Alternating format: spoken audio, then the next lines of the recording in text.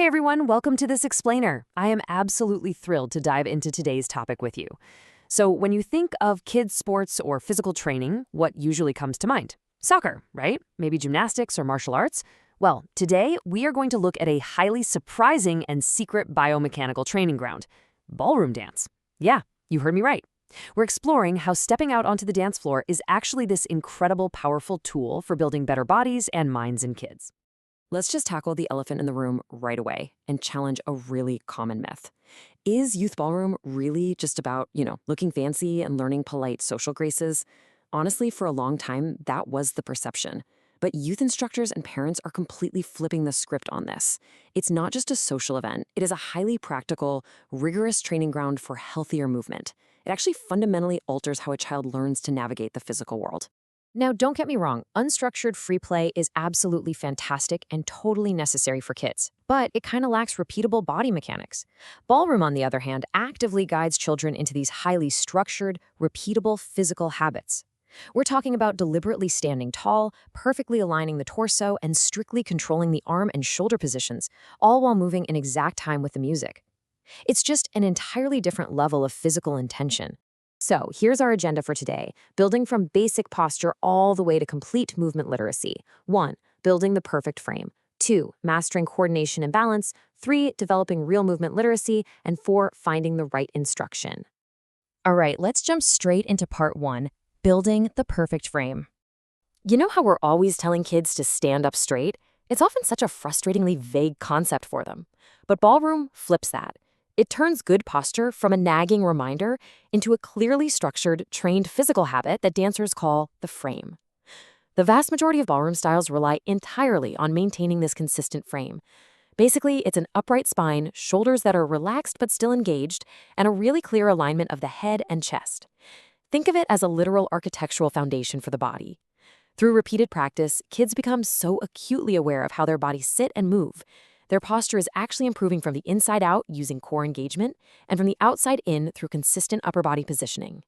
But how do they actually learn to hold this? Well, it takes active, dedicated coaching. Instructors commonly reinforce this posture using hands-on cues, literally showing a child exactly where to place their shoulders or how to lock in their balance during really complex turns. And this is absolutely crucial because kids are building real muscle memory here. They aren't just conceptually understanding what good posture is, they are hardwiring it directly into their daily physical habits. Moving right along to part 2, mastering coordination and balance. Okay, so the real athletic challenge kicks in when this perfect, rigid frame actually starts moving dynamically through space. Ballroom movement demands that children juggle multiple complex elements all at the exact same time. First up, navigating intricate footwork patterns and rapid directional changes. Second, maintaining that strict upper body control we just talked about. Third, perfectly timing all of this to musical beats. And fourth, actively responding to a partner. As kids practice these sequences, they are giving their nervous systems an incredibly intense workout. They're strengthening those deep neural connections required to plan and execute smooth, synchronized movements. And honestly, that partner factor, that is genuinely where the magic happens. Working closely with another person adds this highly dynamic layer of complexity. Children have to constantly react to their partner's motion while still staying aligned with the music and the physical dimensions of the room. It acts as real-time neuromotor training, sharply tuning the reaction skills and body control. And the coolest part? It achieves all this incredible development without the need for any special expensive training equipment. Plus, we really have to look at the environment itself. I mean, solo movement is pretty predictable. You're kind of in your own little bubble. But ballroom is typically danced in a shared space with several other couples moving around at high speeds. This contrast forces kids to develop unreal spatial awareness. They're constantly judging distance, navigating safely around others, and shifting weight carefully. If the movement suddenly accelerates or a direction changes to avoid a collision, they learn how to instantly recover their alignment. It is honestly an absolute masterclass in movement safety and environmental awareness. Which brings us to part 3, developing real movement literacy. So, what does this all mean? Well, mastering all these intense physical traits synthesizes into this massive, life-changing psychological benefit for these kids. Beyond just the physical mechanics, Ballroom provides a super clear framework for structured improvement. And structured improvement directly equals growing public confidence. As kids master those difficult posture cues and nail their complex timing, they gain a tangible, measurable sense of progression.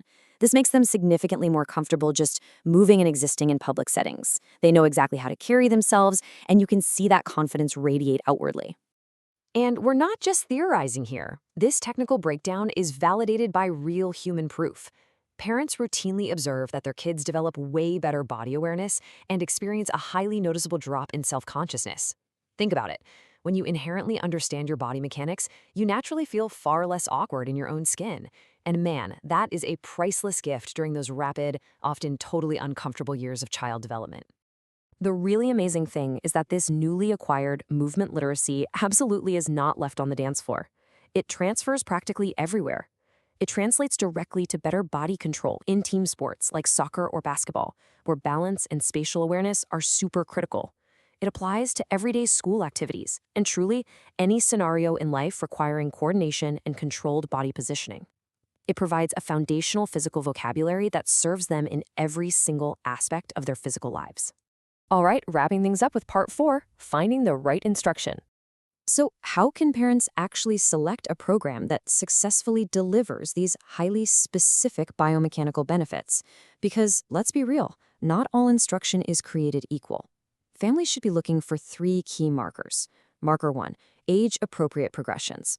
You want to make sure kids aren't pushed too far, too fast, which can totally lead to injury or burnout. Marker 2, supportive feedback that actually builds confidence rather than tearing it down. And marker 3, a strict, unyielding focus on safe technique. When a program nails these 3 things, it effectively turns partnered rhythm into a deeply fun, measurable way to fundamentally strengthen a child's posture and coordination. Which leaves us with a pretty provocative question. Could movement literacy actually be the missing baseline in your child's physical development? It really makes you stop and reconsider the entire landscape of youth sports, doesn't it? Perhaps teaching a child exactly how to move safely, beautifully, and consciously through foundational movement training like ballroom dance is literally the greatest physical head start they could possibly receive. Thank you so much for joining me for this explainer. I really hope it sparks some fantastic conversations about how we support and train the young movers in our lives. Keep learning, keep moving, and I'll catch you next time.